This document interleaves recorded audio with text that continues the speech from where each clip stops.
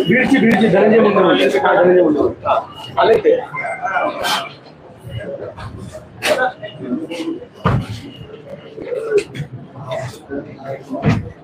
अरे भाई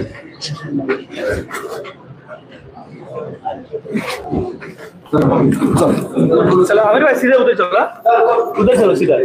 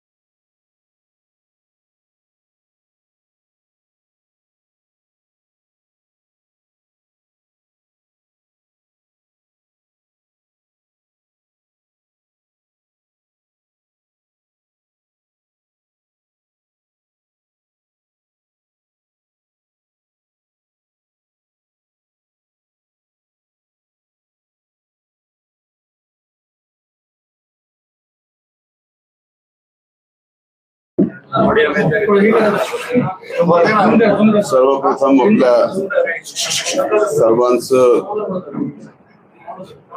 बऱ्याच दिवसानंतर समोरासमोर बोलण्याची वेळ आली. जिल्ह्यात असूनही अनेकदा माझ्या तब्येतीच्या कारणामुळे बोलू शकत नव्हतो. आज आपल्या सर्वांना बोलवलंय, आपण सर्वजण आलात त्याबद्दल आपल्या सर्वांचे मनापासून आभार मानतो. परवा दिवशी आपल्या या बीड जिल्ह्यात पुन्हा संबंध माणुसकीला काळीमा फासणारी घटना घडली आणि एक फार मोठा उच्चाभ्रू जो स्वतः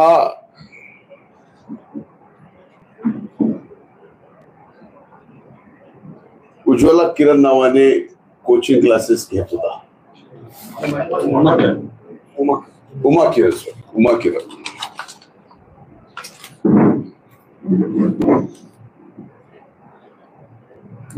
परवा दिवशी ही घटना बाहेर आली त्यावेळेस कळालं की एका आपल्या भगिनीला 1 वर्षापासून तिचा लैंगिक छळ केला जातो. 1 वर्ष आमची ती भगिनी लैंगिक क्षण सगळं सहन करते आणि करणारा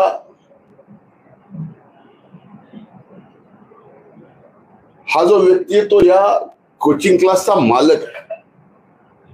1 नाही 2 व्यक्ती आहेत. विजय पवारचं नाव आहे आणि खाटोडे नावाचे हे 2 खाटोकर.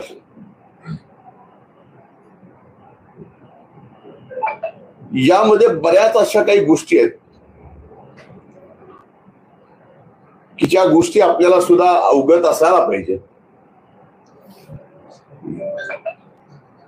या पवारनी अनेक छोटे छोटे क्लासेस आपल्या स्वतःच्या पैशाच्या जोरावर दबावावर या बीड जिल्ह्यातून बंद केले.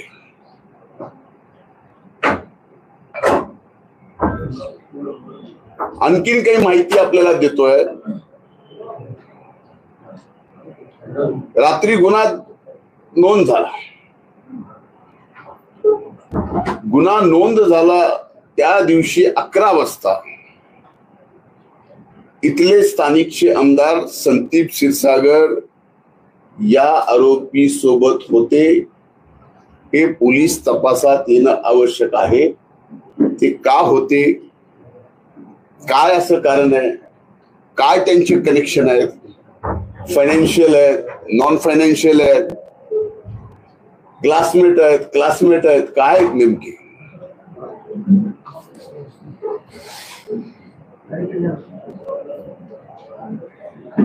खूप दिवसापासून या गोष्टीची चर्चा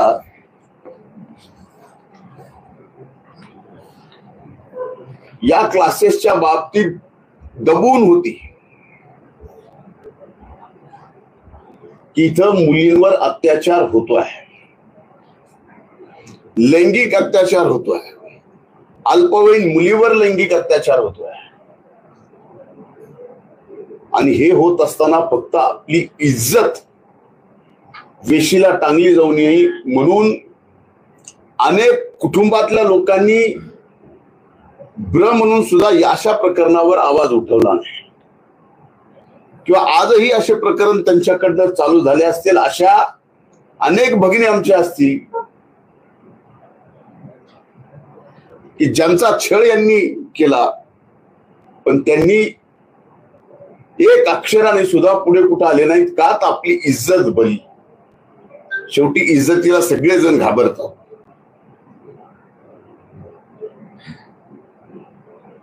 अशा माथेपुरू प्राध्यापक होऊ शकतो हाच माझ्यासाठी एक फार मोठा विषय आहे. आज ज्यावेळेस मी माझ्या त्या भगिनीच्या वडिलांना जाऊन भेटून आलो, त्यांच्या वेदना पाहिल्यानंतर स्वाभाविकच ज्या कुटुंबात असं घडतं ना, आपली मुलगी आपल्या समोर त्यावेळेस असते आणि तिच्यासोबत 1 वर्ष लैंगिक त्रास झाल्यानंतर त्यांची जी भावना आहे ती माझ्यासारख्याला तर सहन झाली. इतक्या नीच व्यक्तीला इथला आमदार शिवजयंती महोत्सवाचा अध्यक्ष करतो म्हणजे ह्याचे किती आतले यांचे कनेक्शन आहेत याचा विचार सुद्धा आज माध्यमांनी करणं गरजेचं आहे. या राजकीय आश्रयामुळेच या कोचिंग क्लासेस मध्ये अनेक आमच्या भगिनींचे लैंगिक शोषण केलं जातं. याच्यासाठी मी उद्या अधिवेशनाचा पहिला दिवस आहे, आमच्या भगिनीच्या त्या वडिलांनी सुद्धा ठरवलंय की मागणी करणार आहेत पोलीस अधीक्षकांकडे. आणि इथं मात्र 5,000 मुलं या कोचिंग क्लासेसमध्ये. आणि या 5,000 मुलांमध्ये किती जणांचं लैंगिक शोषण झाले, किती जण आपल्या इब्रतीला घाबरून आहेत, किती जण सोडून गेलेत. आणि याला कारण मात्र 2च व्यक्ती, आणि तिसरा व्यक्ती जो याला राजकीय आश्रय देतो. म्हणून या सर्व प्रकरणाची SIT करणं गरजेचं आहे. जे खरं आहे ते बाहेर येणं गरजेचं आहे. आणि जेवढ्या काही भगिनीवरती या नराधमानं लैंगिक अत्याचार केलाय त्याला सुद्धा पॉस्कोमध्ये फाशीची शिक्षा आहे. ती दिली गेली पाहिजे. म्हणजे या नराधमाचा असा काही प्रकार आहे की अनेक नेत्यांसोबतचे फोटो दाखवायचे आणि तो किती जवळचा आहे या पद्धतीने विषय करायचा आणि त्यातून आपली आर्थिक बाजू सबळ करून. का हो, आपल्यापैकी अनेक जणांना कदाचित माहित असेल की या कोचिंग क्लास चालवणाऱ्या पवार प्लॉटिंगचा धंद्यात कसा आला. आता जे स्कूलचं बांधकाम त्याचं चालू आहे ते रेड झोन मध्ये कसं चालू आहे. रेड झोन मध्ये एखाद्या सामान्य कोचिंग क्लासेस घेणाऱ्या प्राध्यापकाला रेड झोन मध्ये बांधायची परवानगी मिळती कशी. याच्या मागे नक्कीच तुम्हाला राजकीय आश्रय वाटत नाही. जर ते राजकीय आश्रय असेल तर तो नेमका काय आहे. तो आर्थिक आहे का आणखीन याच्यातून काही वेगळं आहे.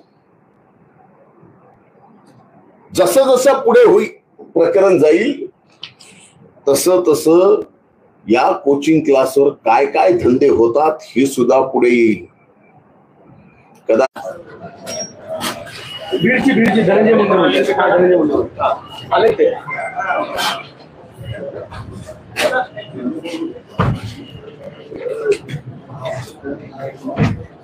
अरे भाई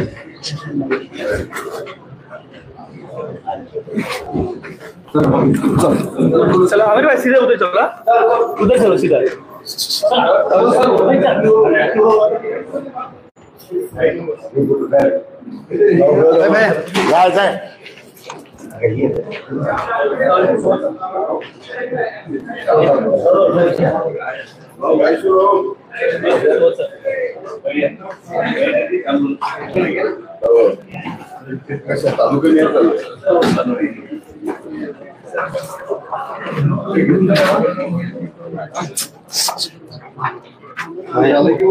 भैया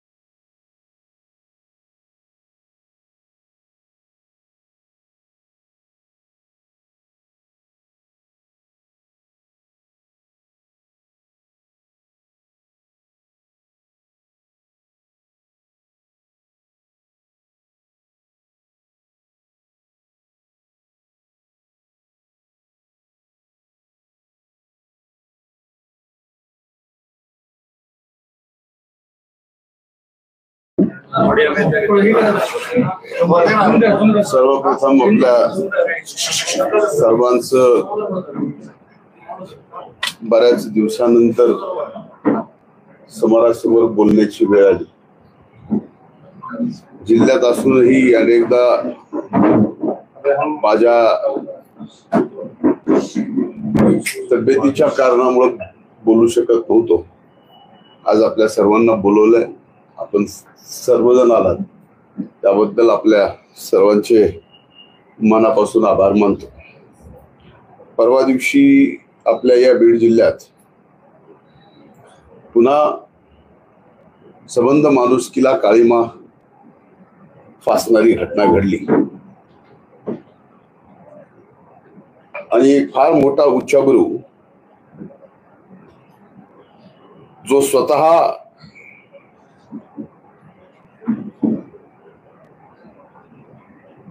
उज्ज्वला किरण नावाने कोचिंग क्लासेस घेत होता.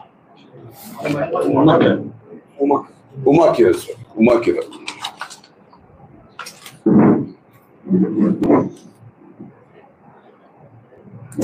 परवा दिवशी ही घटना बाहेर आली त्यावेळेस कळालं की एका आपल्या भगिनीला 1 वर्षापासून तिचा लैंगिक छळ केला जातो.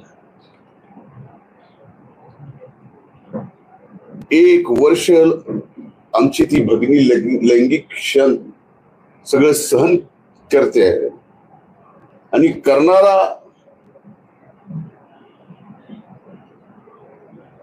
हा जो व्यक्ती आहे तो या कोचिंग क्लासचा मालक आहे.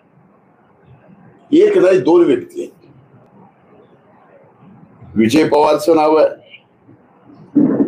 आणि खाटोडे नावाचे हे 2 खाटोकर.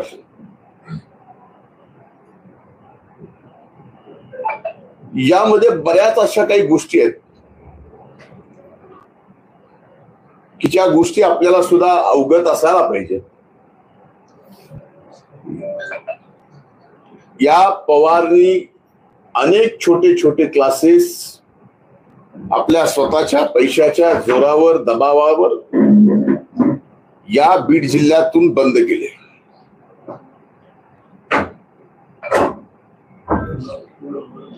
आणखीन काही माहिती आपल्याला देतोय. रात्री गुन्हा नोंद झाला. गुन्हा नोंद झाला त्या दिवशी 11 वाजता इथले स्थानिकचे आमदार संदीप क्षीरसागर या आरोपी सोबत होते. हे पोलीस तपासात येणं आवश्यक आहे. ते का होते, काय असं कारण आहे, काय त्यांचे कनेक्शन आहेत, फायनान्शियल आहेत, नॉन फायनान्शियल आहेत, क्लासमेट आहेत, काय आहेत नेमके.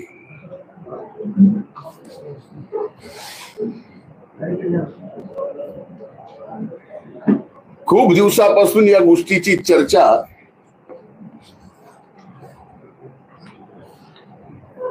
या क्लासेसच्या बाबतीत दबून होती की इथं मुलींवर अत्याचार होतोय,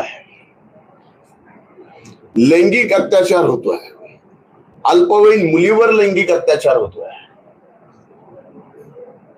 आणि हे होत असताना फक्त आपली इज्जत वेशीला टांगली जाऊ नये म्हणून अनेक कुटुंबातल्या लोकांनी भ्र म्हणून सुद्धा अशा प्रकरणावर आवाज उठवला नाही किंवा आजही असे प्रकरण त्यांच्याकडनं चालू झाले असतील. अशा अनेक भगिनी आमच्या असतील की ज्यांचा छळ यांनी केला पण त्यांनी एक अक्षराने सुद्धा पुढे कुठं आले नाहीत. का तर आपली इज्जत बरी. शेवटी इज्जतीला सगळेजण घाबरतात.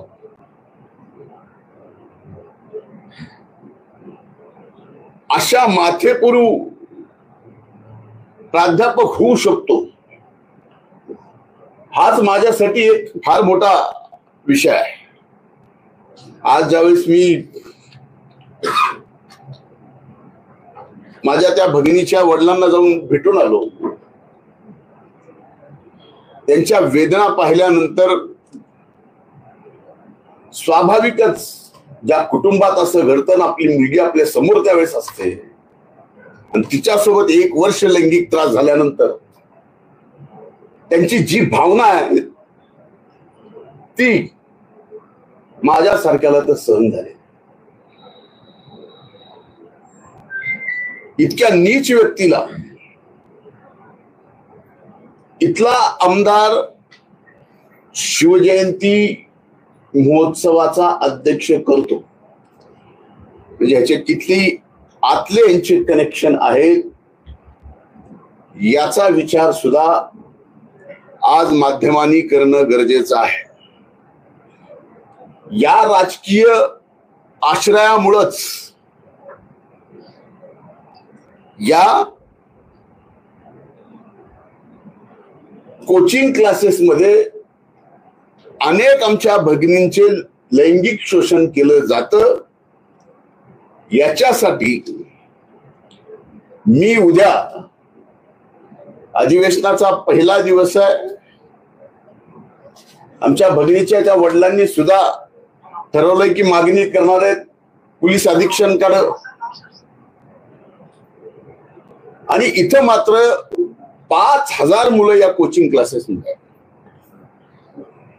आणि या 5,000 मुलांमध्ये किती जणांचं लैंगिक शोषण झाले, किती जण आपल्या इब्रतीला घाबरून आहेत, किती जण सोडून गेलेत.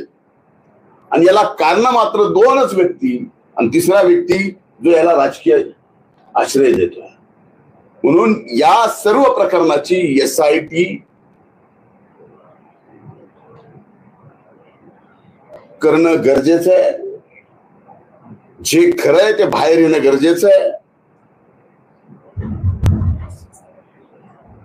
आणि जेवढ्या काही भगिनीवरती या नराधमानं लैंगिक अत्याचार केलाय त्याला सुद्धा पॉस्कोमध्ये फाशीची शिक्षा आहे. ती दिली गेली पाहिजे. म्हणजे या नराधमाचा असा काही प्रकार आहे की अनेक नेत्यांसोबतचे फोटो दाखवायचे आणि तो किती जवळचा आहे या पद्धतीने विषय करायचा आणि त्यातून आपली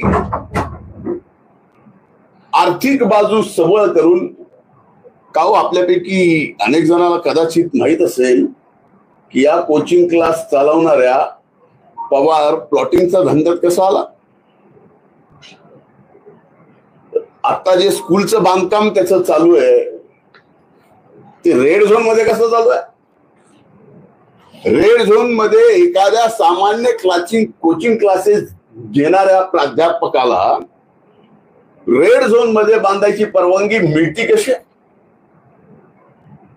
याच्या मागे नक्कीच तुम्हाला राजकीय आश्रय वाटत नाही. आणि जर ते राजकीय आश्रय असेल तर तो नेमका काय आहे, तो आर्थिक आहे का आणखीन याच्यातून काही वेगळं आहे. जसं जसं पुढे होईल प्रकरण जाईल तसं तसं या कोचिंग क्लासवर काय काय धंदे होतात हे सुद्धा पुढे येईल. बीडची धनंजय मुंडे आले ते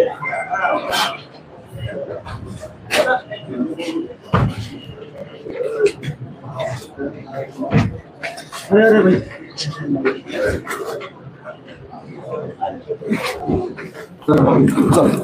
चला अरे भाई सीधा उधर चलो सीधा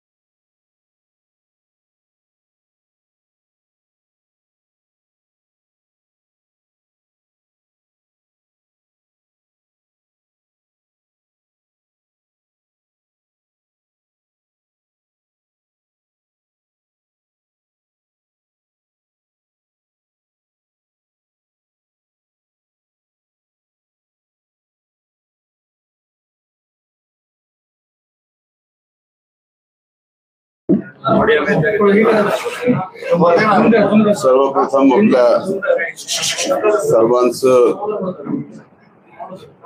बऱ्याच दिवसानंतर समोरासमोर बोलण्याची वेळ आली. जिल्ह्यात असूनही अनेकदा माझ्या तब्येतीच्या कारणामुळे बोलू शकत नव्हतो. आज आपल्या सर्वांना बोलवलंय, आपण सर्वजण आलात त्याबद्दल आपल्या सर्वांचे मनापासून आभार मानतो. परवा दिवशी आपल्या या बीड जिल्ह्यात पुन्हा संबंध माणुसकीला काळीमा फासणारी घटना घडली आणि एक फार मोठा उच्चागुरू जो स्वतः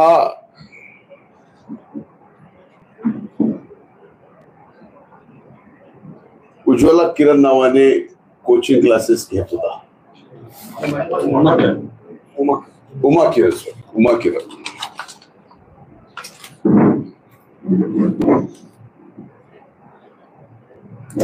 परवा दिवशी ही घटना बाहेर आली त्यावेळेस कळालं की एका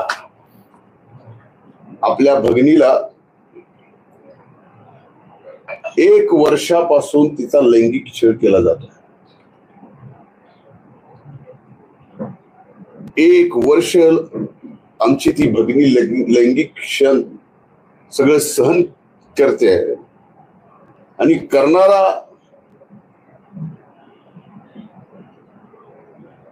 हा जो व्यक्ती आहे तो या कोचिंग क्लासचा मालक आहे. एक नाही 2 व्यक्ती आहेत. विजय पवारचं नाव आहे आणि खाटोडे नावाचे एक, हे 2 छाटवकर.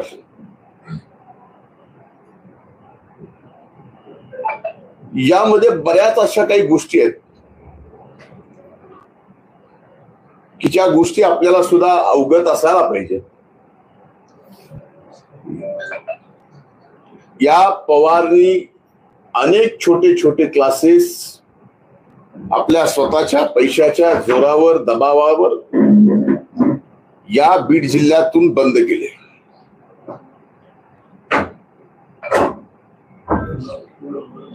आणखीन काही माहिती आपल्याला देतोय. रात्री गुन्हा नोंद झाला. गुन्हा नोंद झाला त्या दिवशी 11 वाजता इथले स्थानिकचे आमदार संदीप क्षीरसागर या आरोपी सोबत होते. हे पोलीस तपासात येणं आवश्यक आहे. ते का होते, काय असं कारण आहे, काय त्यांचे कनेक्शन आहेत, फायनान्शियल आहेत, नॉन फायनान्शियल आहेत, क्लासमेट आहेत, काय आहेत नेमके.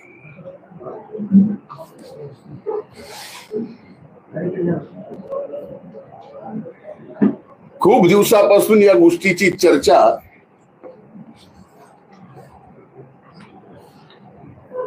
या क्लासेसच्या बाबतीत दबून होती की इथं मुलींवर अत्याचार होतोय,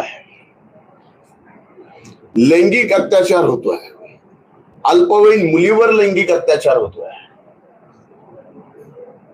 आणि हे होत असताना फक्त आपली इज्जत वेशीला टांगली जाऊ नये म्हणून अनेक कुटुंबातल्या लोकांनी ब्र म्हणून सुद्धा अशा प्रकरणावर आवाज उठवला नाही, किंवा आजही असे प्रकरण त्यांच्याकडनं चालू झाले असतील. अशा अनेक भगिनी आमच्या असतील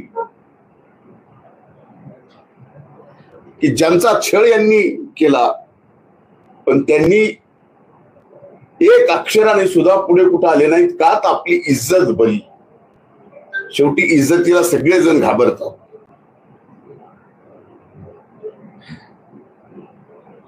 अशा माथेपुरू प्राध्यापक होऊ शकतो, हाच माझ्यासाठी एक फार मोठा विषय आहे. आज ज्यावेळेस मी माझ्या त्या भगिनीच्या वडिलांना जाऊन भेटून आलो, त्यांच्या वेदना पाहिल्यानंतर स्वाभाविकच ज्या कुटुंबात असं घडतं ना, आपली मुलगी आपल्या समोर त्यावेळेस असते आणि तिच्यासोबत 1 वर्ष लैंगिक त्रास झाल्यानंतर त्यांची जी भावना आहे ती माझ्यासारख्याला तर सहन झाली. इतक्या नीच व्यक्तीला इथला आमदार शिवजयंती महोत्सवाचा अध्यक्ष करतो, म्हणजे ह्याचे किती आतले यांचे कनेक्शन आहेत याचा विचार सुद्धा आज माध्यमांनी करणं गरजेचं आहे. या राजकीय आश्रयामुळंच या कोचिंग क्लासेस मध्ये अनेक आमच्या भगिनींचे लैंगिक शोषण केलं जातं. याच्यासाठी मी उद्या अधिवेशनाचा पहिला दिवस आहे, आमच्या भगिनीच्या त्या वडिलांनी सुद्धा ठरवलंय की मागणी करणार आहेत पोलीस अधीक्षकांकडे. आणि इथं मात्र 5000 मुलं या कोचिंग क्लासेसमध्ये, आणि या 5000 मुलांमध्ये किती जणांचं लैंगिक शोषण झाले, किती जण आपल्या इब्रतीला घाबरून आहेत, किती जण सोडून गेलेत. आणि याला कारण मात्र 2च व्यक्ती, आणि तिसरा व्यक्ती जो याला राजकीय आश्रय देतो. म्हणून या सर्व प्रकरणाची SIT करणं गरजेचं आहे. जे खरं आहे ते बाहेर येणं गरजेचं आहे. आणि जेवढ्या काही भगिनीवरती या नराधमानं लैंगिक अत्याचार केलाय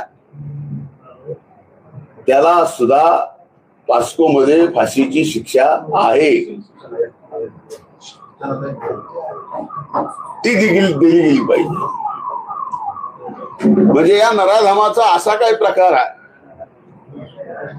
की अनेक नेत्यांसोबतचे फोटो दाखवायचे आणि तो किती जवळचा आहे या पद्धतीने विषय करायचा आणि त्यातून आपली आर्थिक बाजू सबळ करून का हो आपल्यापैकी अनेक जणांना कदाचित माहित असेल